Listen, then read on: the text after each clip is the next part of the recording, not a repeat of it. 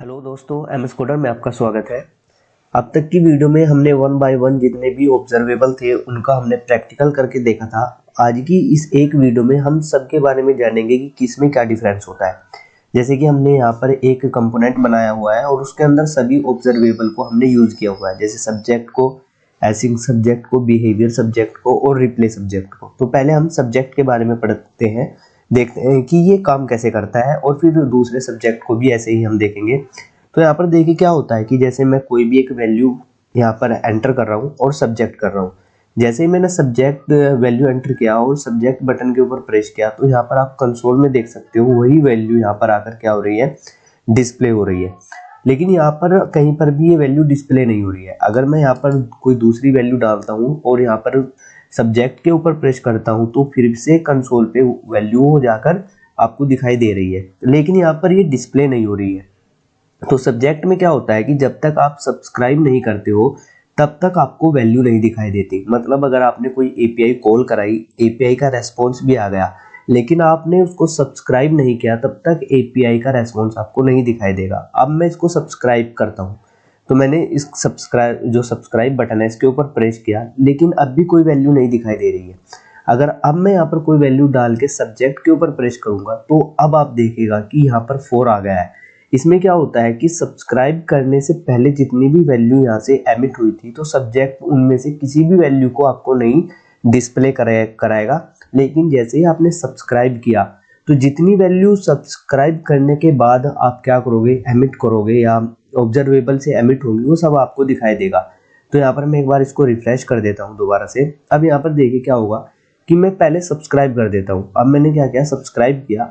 अब मैं यहाँ पर वैल्यू डाल के सब्जेक्ट के ऊपर प्रेस कर रहा हूँ तो अब आप देख सकते हो कि वही वैल्यू कंसोल पे भी जा रही है और वही सेम वैल्यू यहाँ पर भी डिस्प्ले हो रहा है। तो मतलब क्या होता है कि अगर आपकी रिक्वायरमेंट ऐसी है कि जो भी वैल्यू आप एमिट करो यानी कि एपीआई से रेस्पॉन्स आए तो आपको दिखना चाहिए, तो उसके लिए आपको क्या करना होगा, जो सब्सक्राइब वाला लॉजिक है उसको आपको कंस्ट्रक्टर में या ngOnInit के अंदर यूज करना है। अगर आपकी रिक्वायरमेंट ये है कि जब तक यूजर सब्सक्रिप्शन ना ले तब तक उसको डेटा ना दिखे, तब क्या करना है, आपको एक अलग से मतलब कोई ऐसा लॉजिक लिखना है कि आपको यूजर से सब्सक्राइब कराना है, तब आप सब्जेक्ट को यूज कर सकते हो। अब हम एसिंग के बारे में समझते हैं कि एसिंग काम कैसे करता है। देखिए एसिंग के अंदर मैंने एक वैल्यू डाली और एसिंग बटन के ऊपर प्रेस किया तो यहाँ पर आप देख सकते हो कि वो वैल्यू यहाँ पर आ गई, लेकिन डिस्प्ले पे कहीं पे यहाँ पर जो यूजर का इंटरफेस है यहाँ पर कहीं भी देखने को नहीं मिल रहा है। अगर मैं यहाँ पर दूसरी वैल्यू डाल के एसिंग बटन के ऊपर प्रेस करता हूँ तो दूसरी वैल्यू भी यहाँ पर आ गई है। अगर मैं यहाँ पर तीसरी वैल्यू डालता हूँ और एसिंग करता हूँ तो यहाँ पर तीसरी वैल्यू भी आ गया है। तो इसमें क्या हो रहा है कि कोई भी वैल्यू यहाँ पर वैल्यू आपको डिस्प्ले होती हुई नजर नहीं आ रही है। अब मैं क्या करता हूँ, सब्सक्राइब बटन के ऊपर प्रेस करता हूँ। तो मैंने सब्सक्राइब बटन के ऊपर प्रेस किया। अब यहाँ पर मैं क्या करता हूँ कि कोई दूसरी वैल्यू डाल देता हूँ। जैसे मैंने यहाँ पर 4 डाला और एसिंग कर दिया तो यहाँ पर 4 आ गया, लेकिन अब भी यहाँ पर कोई भी वैल्यू नहीं आ रही है, जबकि हमने क्या किया है कि सब्सक्रिप्शन भी ले लिया है। तो एसिंग सब्जेक्ट में क्या होता है कि जब तक जो कमिट यानी कि एमिट का प्रोसेस है, जब तक ऑब्जर्वेबल सी वैल्यू एमिट होती रहती है तब तक ये आपको कोई भी डिस्प्ले नहीं कराएगा, कोई भी वैल्यू आपको नहीं देगा।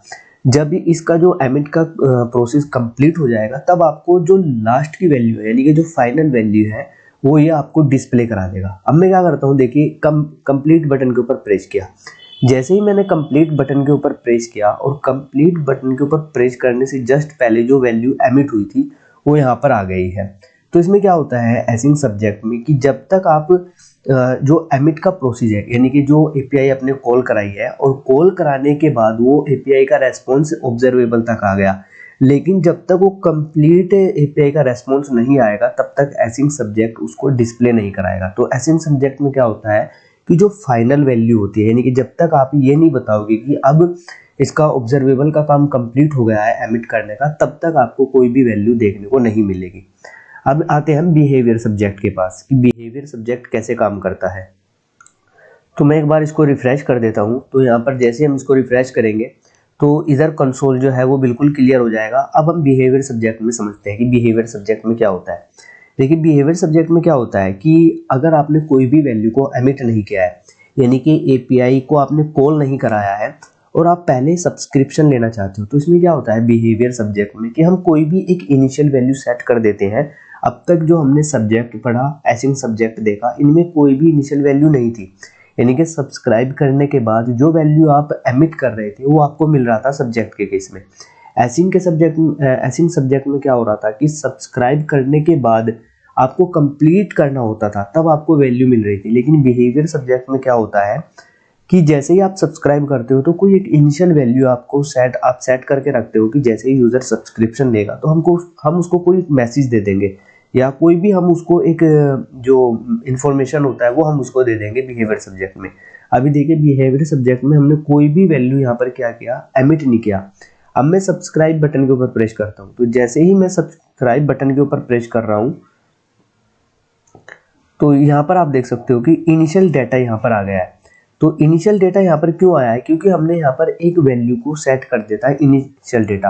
अगर मैं अब यहाँ पर कोई भी वैल्यू क्या करता हूँ, डालता हूँ, यानी कि कोई भी वैल्यू एंटर करता हूँ और बिहेवियर बटन के ऊपर प्रेस करता हूँ, तो अब आपको वो वैल्यू मिलेगी जो आप यहाँ पर एमिट करा रहे हो। अगर मैं इसको दोबारा से रिफ्रेश कर देता हूँ, अब यहाँ पर देखिए रिफ्रेश करने के बाद मैं क्या करता हूँ, एक वैल्यू यहाँ पर एंटर करता हूँ और बिहेवियर के ऊपर प्रेस कर देता हूँ, तो यहाँ पर तो वो वैल्यू आ रही है, लेकिन यहाँ पर कहीं पर भी वो वैल्यू आपको डिस्प्ले नहीं होती हुई दिखाई दे रही होगी। अगर मैं यहाँ पर कोई दूसरी वैल्यू डालता हूँ और बिहेवियर के ऊपर प्रेस करता हूँ, तब भी यहाँ पर कोई वैल्यू नहीं आ रही है। अगर मैं अब यहाँ पर सब्सक्राइब बटन के ऊपर प्रेस करता हूँ, जैसे ही मैंने सब्सक्राइब बटन के ऊपर प्रेस किया तो इसमें जो लेटेस्ट वैल्यू है, यानी कि जो सब्सक्राइब करने से जस्ट पहले वैल्यू यहाँ पर एमिट हुई थी, वो यहाँ पर आपको देखने को मिल जाएगी। तो बिहेवियर सब्जेक्ट में क्या होता है, अगर आप फर्स्ट टाइम सब्सक्राइब कर रहे हो, यानी कि सब्सक्रिप्शन कर रहे हो, तो आपको इनिशियल वैल्यू मिलेगी। अगर कुछ वैल्यू एमिट हो चुकी है और उसके बाद आप सब्सक्रिप्शन ले रहे हो, तो जो लेटेस्ट वैल्यू एमिट हुई है वो आपको मिलेगा। आई होप कि यहाँ तक तीनों सब्जेक्ट है वो आपको समझ में आ गया होगा। अब हम पढ़ते हैं रिप्ले सब्जेक्ट के बारे में। देखिए जो रिप्ले सब्जेक्ट होता है इसमें थोड़ा सा डिफरेंस होता है। इसमें क्या होता है कि जैसे देखिए मैंने एक वैल्यू यहाँ पर 1 डाल दी और रिप्ले के ऊपर प्रेस किया, तो यहाँ पर एक 1 वैल्यू आपको दिखाई दे रहा होगा कंसोल के अंदर। अब मैं यहाँ पर कोई दूसरी वैल्यू डाल देता हूँ और रिप्ले सब्जेक्ट के ऊपर प्रेस करता हूँ, तो वही वैल्यू यहाँ पर भी आ गई। अब मैं यहाँ पर क्या करता हूँ, एक और वैल्यू डालता हूँ और रिप्ले के ऊपर प्रेस करता हूँ। इसी तरह से मैं एक और वैल्यू डालता हूँ और रिप्ले के ऊपर प्रेस कर देता हूँ, लेकिन यहाँ पर कोई भी वैल्यू आपको इधर नहीं दिखाई दे रही होगी डिस्प्ले पे। अब मैं सब्सक्राइब बटन के ऊपर प्रेस करता हूँ, तो अब आप देखिएगा कि जैसे ही मैंने सब्सक्राइब बटन के ऊपर प्रेस किया तो यहाँ पर 3 वैल्यू आई, 9, 6, 4, 6, 9।